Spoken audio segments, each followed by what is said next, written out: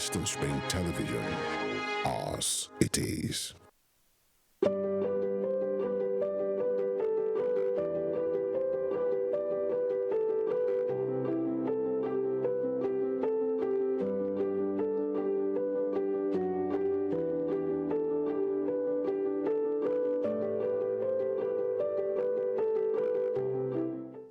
Did you know that Post-it, or sticky notes if you please, was first introduced 46 years ago in 1977? A Post-it, or sticky note, is a small piece of paper with a readherable strip of glue on its back made for temporarily attaching notes to documents and other surfaces. A low-tack, pressure-sensitive adhesive allows the notes to be easily attached, removed, and even reposted elsewhere without leaving residue. Hello again, welcome to this beautiful episode of The Bookshelf on Western Spring Television. My name is Damilola Raphael. So here's the deal. In 1968, Dr. Spencer Silver, a scientist at 3M in the United States, don't ask me who they are, what they do. Anyway, Dr. Spencer attempted to develop a super strong adhesive. Instead, he accidentally created a low-tack, reusable, pressure-sensitive adhesive. For 5 years, Silver promoted his solution without a problem within 3M, both informally and through seminars, but failed to gain adherence. In 1974, a colleague who had attended one of his seminars, Art Fry, what a name, Art Fry came up with the idea of using the adhesive to anchor his bookmark in his hymn book. Remember that we've talked about bookmarks, right? Good. Fry then utilized 3M's sanctioned permitted bootlegging policy to develop the idea. The original note's pale yellow color was chosen by chance from the color of the scrap paper used by the lab next door to the Post-it team. 3M test marketed the product as Press and Peel bookmark in stores in 4 cities in 1977, but the results were disappointing. A year later, free samples were given to consumers in Boise, Idaho, United States, with 94% of those who tried them indicating that they would buy the product. The product was sold as Post-its at its 1979 introduction. In 2003, the company introduced Post-it brand Super Sticky Notes with a stronger glue that adheres better to vertical and non-smooth surfaces. Originally small yellow squares, Post-it notes and related products are available in various colors, shapes, sizes, and adhesive strengths. In 2018, 3M launched Post-it Extreme Notes, which are more durable and water-resistant, and which stick to wood and other materials in industrial environments. As of 2019, there are at least 26 documented colors of Post-it notes. Phew. Some research and history right there, people. Sticky notes are used as reminders, and mine is telling me presently we'll be having our guest right after this breather.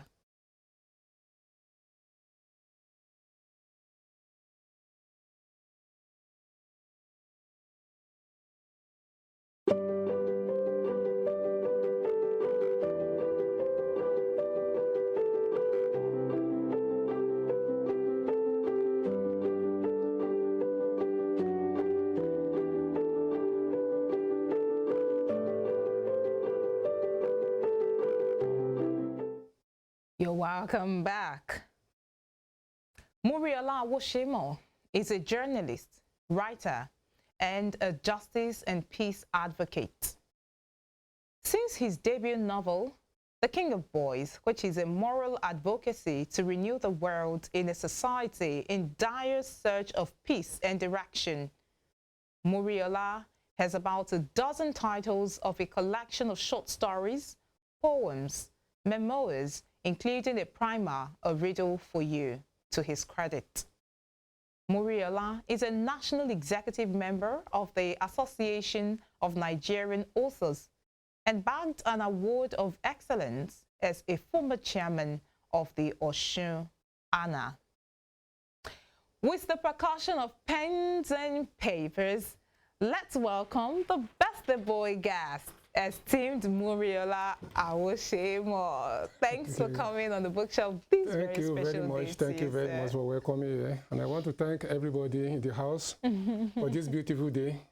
It's my pleasure to be on the bookshelf on a kind of one-in-time program which had made so much name that everybody is proud of, both the producer, both the editor, both the presenter, in fact, and the chairman of these great institutions. It's a pleasure to be on bookshelf again.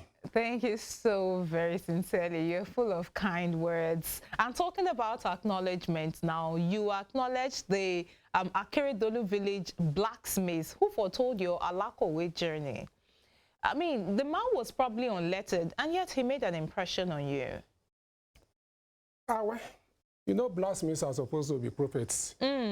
People in traditional businesses, traditional kind of jobs, they are some kind of prophets in their individual kind of ways. Of course, if somebody is another guy, that means a blacksmith. And blacksmiths create. So he must have had some. He must have had some hope, some vision that occurred to him that I am likely going to be a writer. In those days, I used to hang around the blacksmith. We call him Baba Raimin. That is in my Akeredolu village ward. In those days, we used to call it Akeredolu via Ile-Ife. But these days, it's a fairly big domain that has its own Oba. And so that was my background. Okay. That was where I attended the primary school, St. Saviour's Primary School, Akeredolu, Ile-Ife. And it also formed my immediate childhood local, so to say. So the man, when he said, "Mark it, this boy is going to be an Alakowe." And of course, I never knew, but I knew I was interested in storytelling, hanging around elders, listening to proverbs, wisecracks. In a way, I was putting them in my head, but I never knew a time was coming that they will be translated from the pen to the paper and to the public. Awesome. And here we are today. And here we are. Today.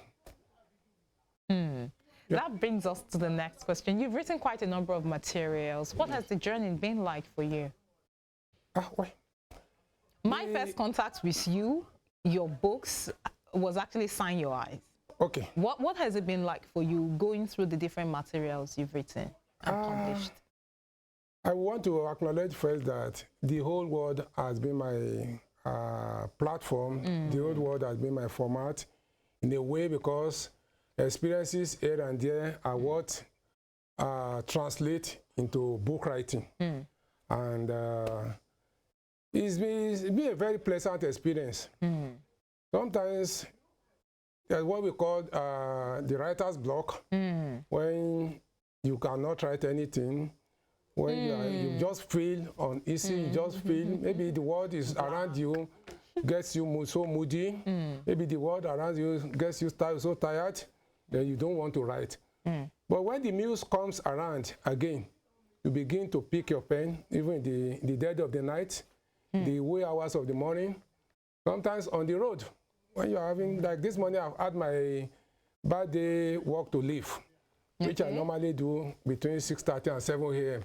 Even while I was walking around, when I was walking, I was writing some things mentally. And there are some of the events that are coming to my next book that I call Birthday Blues. But then, just like I said, it's been a very pleasant experience. You have met people, interesting people. In 1981, when I started local government service, that was about the time Osun State was created. We started with, before Association of Nigerian Authors whose mother was in Oyo Anna. We started the Writers League with my humble servants, some few people, including your chairman, Femi Adefila, Bamidele Salam, Sina Fadari. We were all young writers then, and we started the Writers League because we didn't want the vacuum to be created between Oyo State Association of Nigerian Authors, which is a big mother, and we wanted to start as children. It was not as if we were too young, but the Association of Nigerian Authors, we wanted to start. And before we started that, there was the Writers League, which we started. Bamidele Salam will come around with camera. Femi Adefila, the immediate past SSG was the permanent secretary then, Ministry of Information. They gave us the space, they gave us the leeway, they gave us the headway. Sometimes they bump in.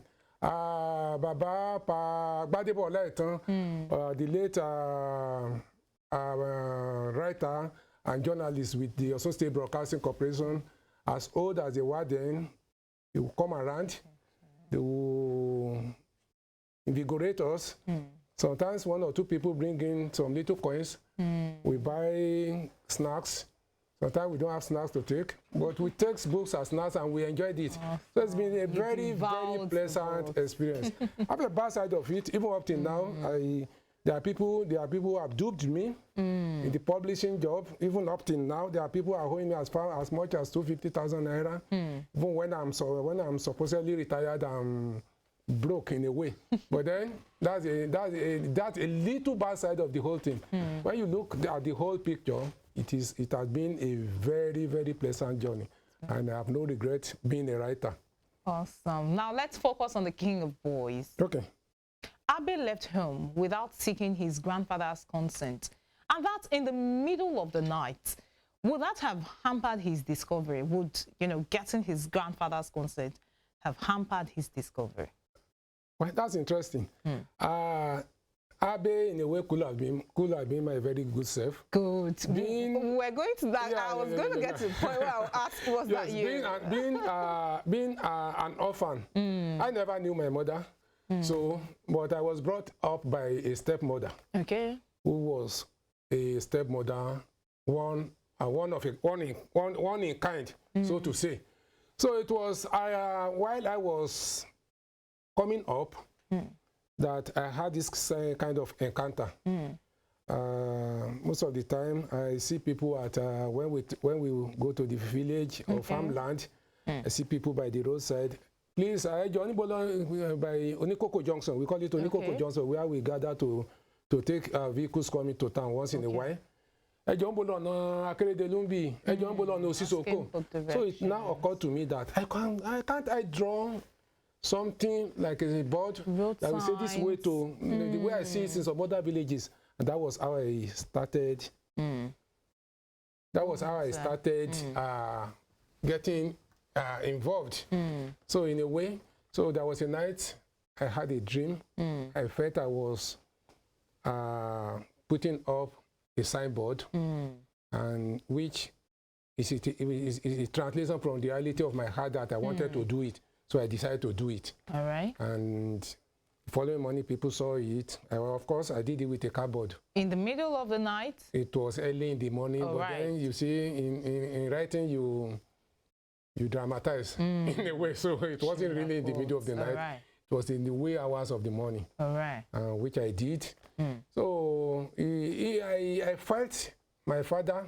This time not the grandfather in the book. Okay. In real life, I felt my father might not want it. So immediately went out to the mosque. I sneaked out of the house and did it. And that is how this came into the locale, or I mean, into the setting of the writing.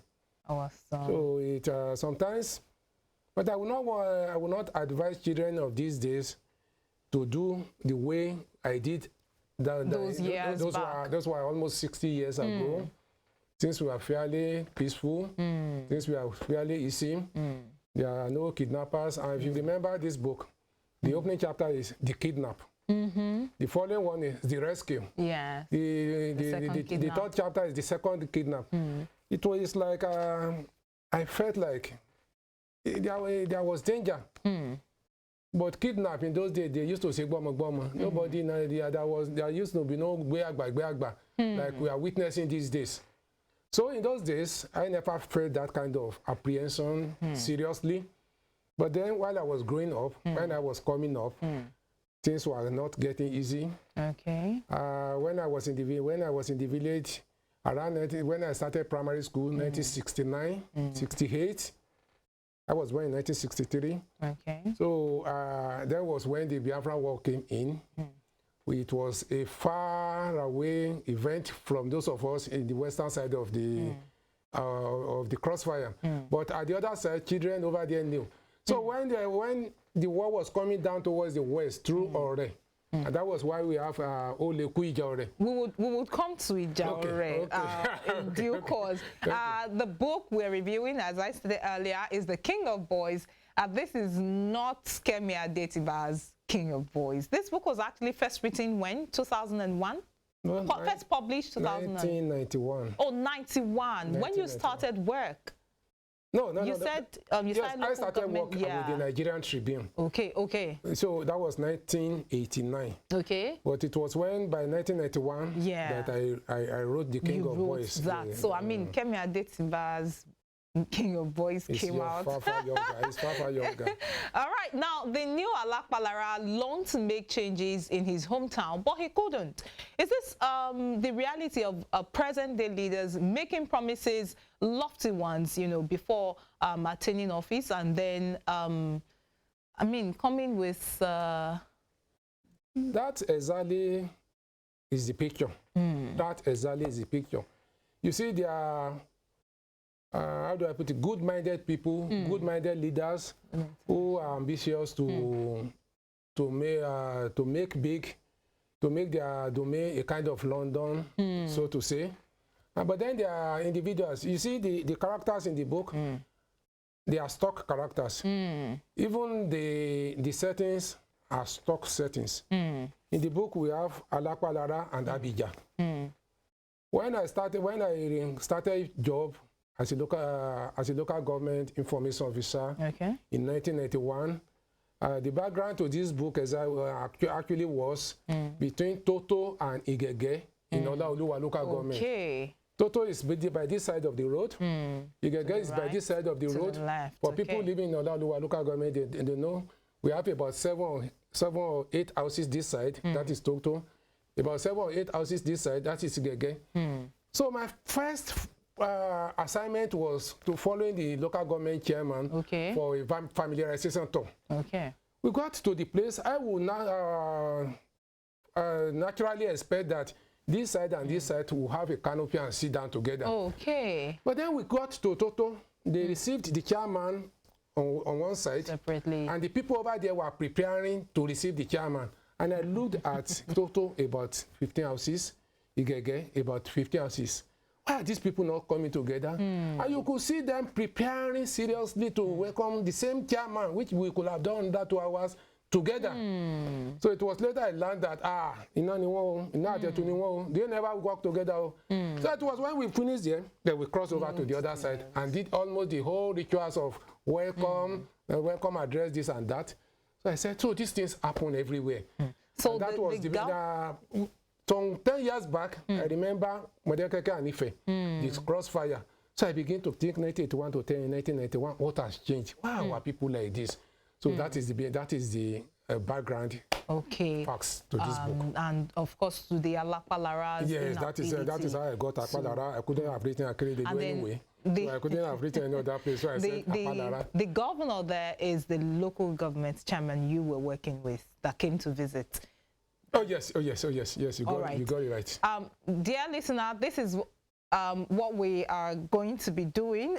We would be looking, more into this particular book. That's The King of Boys, is written by Muriola Awosemo. Now we would go to talk about war. That's it. Remember, I put him on hold earlier when I said we will get to that place about the war. That widow that was that had lost her son. And she didn't recover. I mean, she was a witch. She is a widow in the book. And then her only son was gone. And you talked about how that, wars should not be a thing a person should experience. Is that you having experienced war, or you being a justice and peace advocate?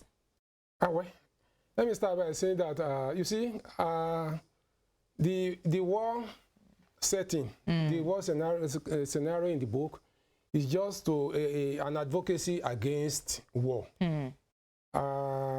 I was about to talk about Olekwija already the other time. Yes, indeed. While we were young, primary 3, primary 2, primary 3, that was when the Biafran War took place. And it was coming down towards the western side of the confrontation, to the extent that those of us who were in the village, as young as we were hearing gunshots, battle cries. We had never been seeing soldiers before, but we saw soldiers train into the village. Sometimes they come and conscript. Then we began to know, we began to have a mental idea of, a mental picture of what is a war all about. So the particular woman, well, it is a fictionalized issue, but then they came to conscript a child away to the army. Of course, some people were happy. The guy was conscripted away. He had always been a village hooligans. Being a widow, being a fatherless person, he was there. He was a kind of a defiant. But then, after he had left, some of us felt his presence. I mean, his absence, even including the mother, who was so moody. She ran. She had never been sane and sound, just like I said in the book. She's a blood and flesh character. So the evils of war was why I highlighted in the book that even as young as I was then, I knew war. It's not a plaything, and it's a thing we should all avoid. Okay, you are 60 now. Oh yes. Wow. Do we expect you to write more, or you are retiring that part of you as well? Well, I'm 60 and I'm retiring from government job. Okay. But you see, in writing, you can't retire. You are not retiring because the muse will always be awake. If the muse is awake, it's like a woman who has a child who is pregnant. For as long as that child is not out of you, you are not comfortable. Awesome. So I am not retired. I'm in the business of writing, in spite of all these uncertainties of the present circumstances surrounding publishing, marketing, commerce, and everything. So awesome. You can expect that, just like I said, I remain an author. Awesome. We're super glad to have had you on set of the bookshelf today, esteemed sir. We wish you the best that the future holds for you. This indeed is the morning of your life. Thank you very much. Dear viewer, there we have it. A little peek into the life and times of our author and the review of the King of Boys. Keep living, keep documenting, and one day life will catch up with you. Thanks for being an amiable audience. As always, my name is Damilola Raphael. I'll see you next time. It's goodbye and God bless.